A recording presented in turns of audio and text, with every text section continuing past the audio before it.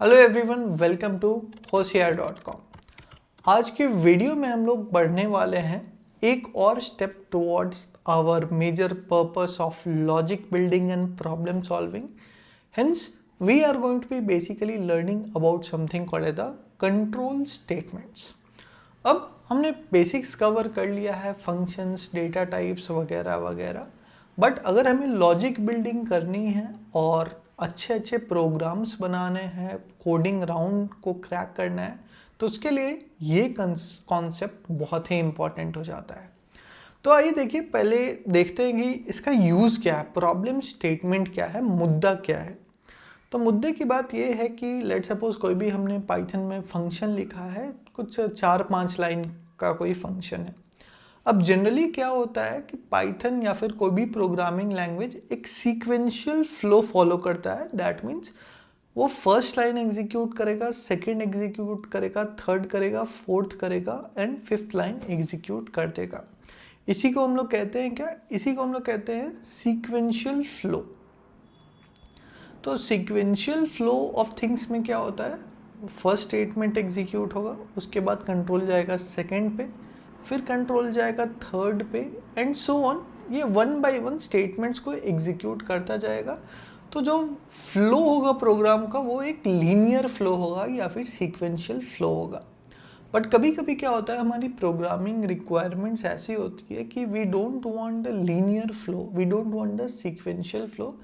मे भी कुछ ऐसा रिक्वायरमेंट है कि भैया चलो हमें फर्स्ट स्टेटमेंट तो एग्जीक्यूट करना है, फर्स्ट के बाद सेकंड भी करना है, बट स्टेटमेंट नंबर 3 नहीं एग्जीक्यूट करके हमें डायरेक्टली जाना है स्टेटमेंट नंबर 4 पे, तब जाना है स्टेटमेंट 5 पे एंड सो ऑन। ये एग्जीक्यूशन हमें चाहिए।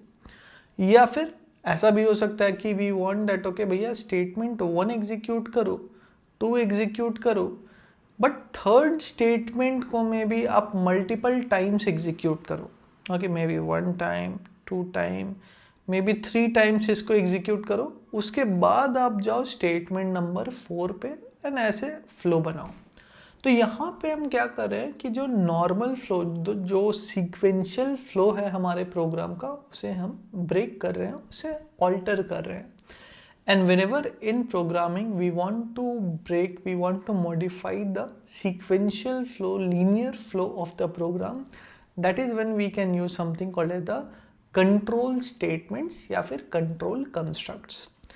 If we talk about the control constructs in Python, control statements in Python, broadly हम लोग उसको 3 टाइप्स में क्लासीफाई कर सकते हैं।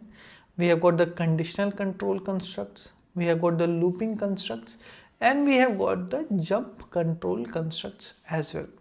ब्रीफली ओवरव्यू दे देता हूँ सबका।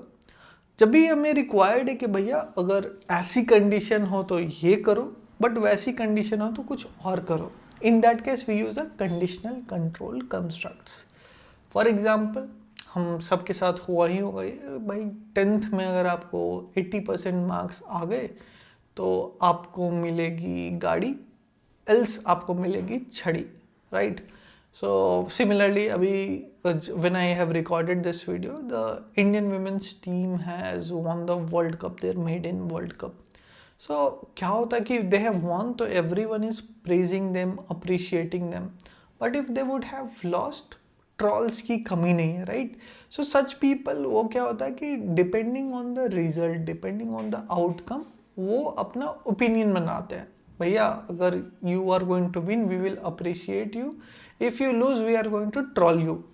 सो जहाँ पर भी है कि भैया आपका आउटपुट, आपका आउटकम डिपेंड कर रहा है depending on some other result, वहाँ पे हम लोग कंडीशनल स्टेटमेंट्स का यूज़ करते हैं। इसके अंदर कंडीशनल स्टेटमेंट्स के अंदर we will be covering if elif else also. And एक और इंटरेस्टिंग चीज़ है जो कि मुझे जनरली ट्यूटोरियल्स में नहीं दिखती है, we have got something called is match case. So अगर आप जावा बैकग्राउंड से आ रहे हो तो you might have studied about something called the switch case. So is it something similar in Python और do we have switch case in Python? All those things also we are going to cover.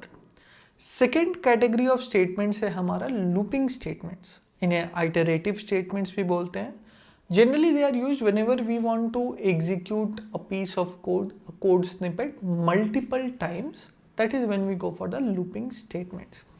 कभी कभी ऐसा हो सकता है कि आपको same ही चीज़ multiple times print करना है, या फिर एक रिक्वायरमेंट है कि भैया 1 से 100 तक जितने भी नंबर्स हैं उनका स्क्वायर प्रिंट कर दो।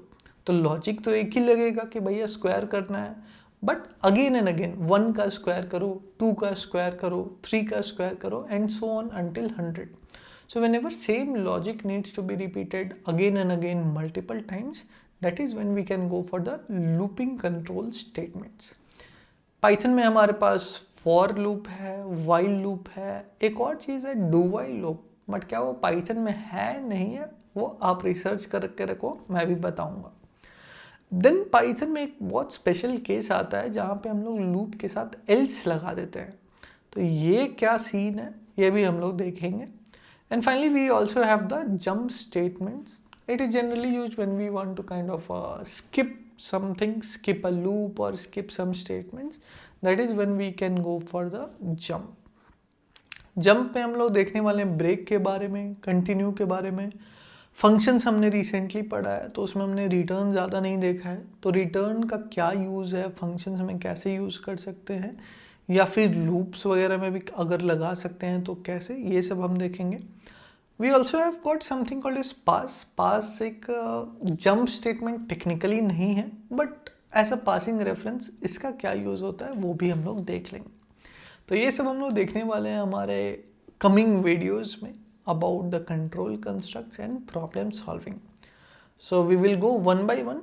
टिल देन बनते रहो और होशियार।